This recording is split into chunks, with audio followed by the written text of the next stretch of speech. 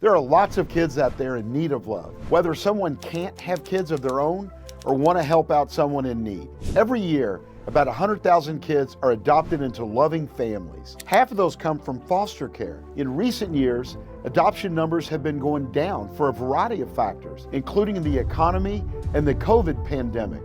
That means the number of kids in need of adoption has been steadily going up. What about adult adoption though? Can you adopt a grown person who doesn't legally need a guardian? The surprising answer is yes. In fact, adult adoption is a practice that goes all the way back into the ancient world. It's been practiced in recent years in America for different legal reasons. That hasn't been without some controversy. It's also a regular practice in Japan for different legal reasons.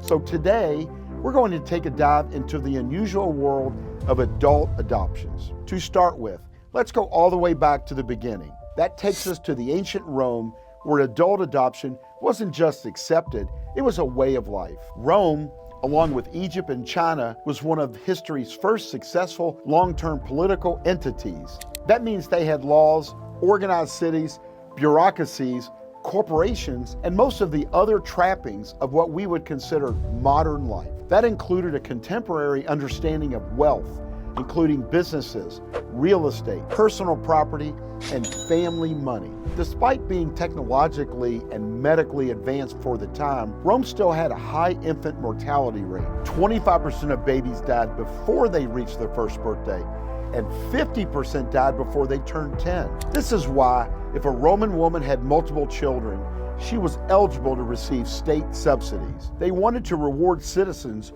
who produced more people to keep the country going. Succession planning could still be difficult though. Even the wealthiest families in Rome, with access to the best health care, could struggle to have or keep kids alive. This potentially meant the end of family lines, because family, civic, and business life were so tied together. This could mean disaster for society as a whole. A rich Roman dying without children could mean the closure of his business, valuable farm and ranch land ending up without an owner, and certain government appointments going unfilled. This is why the Romans turned to a unique solution: adult adoption. Rich and powerful Romans without their own kids could legally adopt adults to become their sons, which allowed them to pass on their legacies. Rome placed a strong emphasis on family, but family was also very fluid. Divorce was incredibly easy, even by modern standards, but so was remarriage, and so was adoption.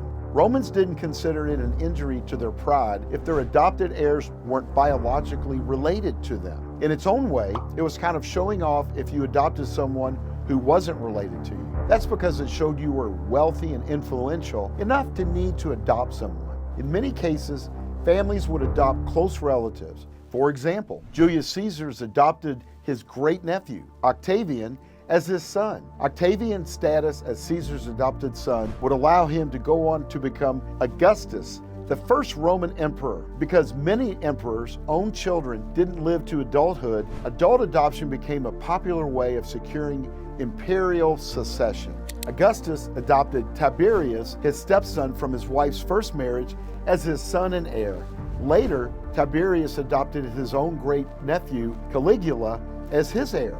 This could get extremely strange. The Roman Senate was divided into two classes: patricians, the upper crust of Rome, and plebeians, the common people. It's similar to how England today has the House of Lords and the House of Commons in Parliament. Wealthy Romans from established old money families held Senate seats among the patricians. Everyone else could run for the plebeians. One rich Roman, Claudius Pulcher, was particularly disliked by his fellow aristocrats, particularly for his ties to organized crime, and partially for his habit of trying to sleep with other guys' wives, and for committing blasphemy during a state-sponsored religious festival. We're not talking about the cream of the crop here. For these and many other reasons, Claudius struggled to secure a seat for himself in the Senate among the patricians. So he looked at his family tree, and sure enough, he had a distant cousin named Publius who was poor. So Claudius tracked down Publius and cut him a deal. He'd pay him to legally adopt him. That would make Claudius the son of a plebeian family. The plan worked, and Claudius got himself a Senate seat among the plebeians. Even for the first time, this was considered pretty strange, especially because Publius had turned 20 and was 13 years younger than Claudius. Claudius also began purposely misspelling his own name in legal documents to drive home he was no longer high class.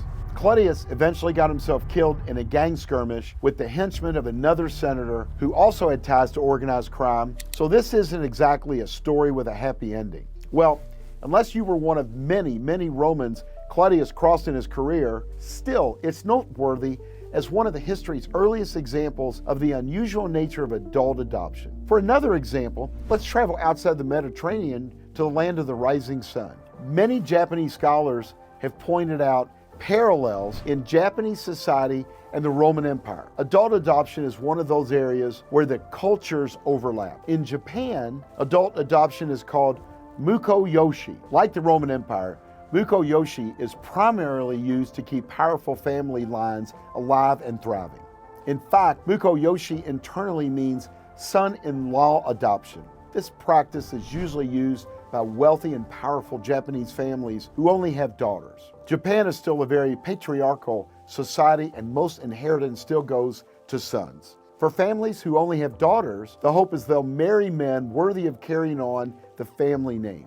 In Japan, it isn't just considered shameful for a man to marry a woman who's richer and whose family is more wealthy than him. Similarly, it's not considered a social faux pas for a woman to date or marry a man from a poor family as long as he has good prospects. When a Japanese woman without male siblings gets married, it's not unusual for her father to legally adopt her husband as his son. This allows his son-in-law to use the family name, which carries a lot of power in Japanese culture. It also allows the son-in-law to legally inherit money, business positions, and other assets from his father and other in-laws. The practice goes back centuries in Japan, but has remained popular due to declining birth rates.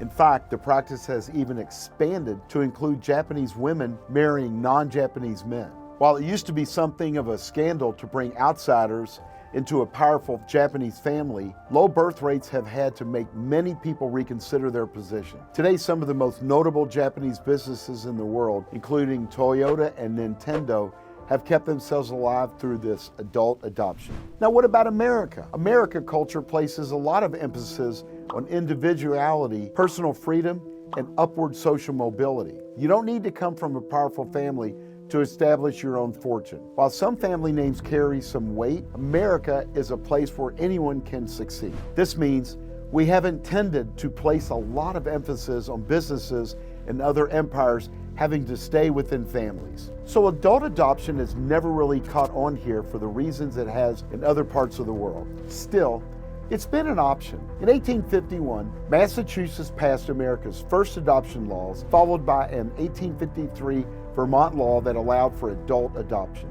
Similar to other parts of the world, these early adult adoption laws were meant to provide a legal loophole for childless landowners to pass along their estates when they died. As we moved into the 20th century, though, and American families began to take on new forms, the way people used adult adoption began to change.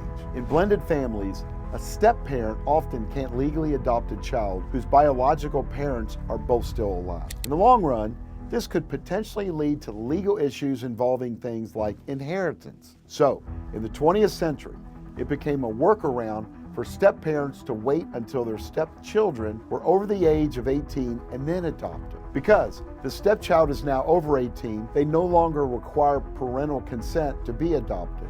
This allows them to be legally adopted by a step-parent, even if both biological parents are still alive. Post-World War II, adult adoption also became a workaround for America's gay community. In the age before gay marriage, it was difficult, if not impossible, for couples to secure legal rights for one another. So couples would go to states like Vermont that had laws allowing for adult adoptions, and one partner would legally adopt the other. This created an heir legally made the two people members of the same family and granted certain legal rights. As the LGBT movement began to gain steam in the 1970s and 80s, more attention was drawn to the practice, which had been going on under the radar for some time. The thing that really drew focus to same-sex adult adoption was a 1982 lawsuit filed by dancer and chauffeur Scott Thorson against pop star Liberace. In addition to having worked for Liberace, Thorson was also his ex-boyfriend. When the two broke up after a 6-year relationship, Thorson filed a lawsuit against him.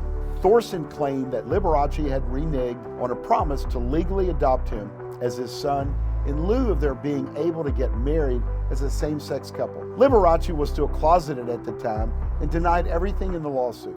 Still, people in the know knew Liberace ended up settling out of court with Thorson for the modern equivalent of $246,000. The two ended up reconciling before Liberace's death. At the time, Thorson's initial suit for $113 million was the biggest of its kind in American history. It made front headline news across the country and made the topic of same-sex adult adoption a point of water cooler discussion. Back when there was still such a thing as water cooler discussion, with the advent of gay marriages, this form of adult adoption has fallen by the wayside. While adult adoption may still occur in the United States, it's becoming even more rare. Today, it mostly happens within families, with step-parents, biological relatives adopting adult family members for inheritance or business purposes. Outside of the U.S., it's still thriving in Japan, which leads the world in adult adoptions. This doesn't mean there aren't a lot of kids that are in need of adoption into loving homes, though. If you are a loved one or considering adoption or need any other legal advice, don't hesitate to contact Isaacs & Isaacs Law today. Thanks for tuning into this episode. Be sure to like and subscribe and come back for future episodes.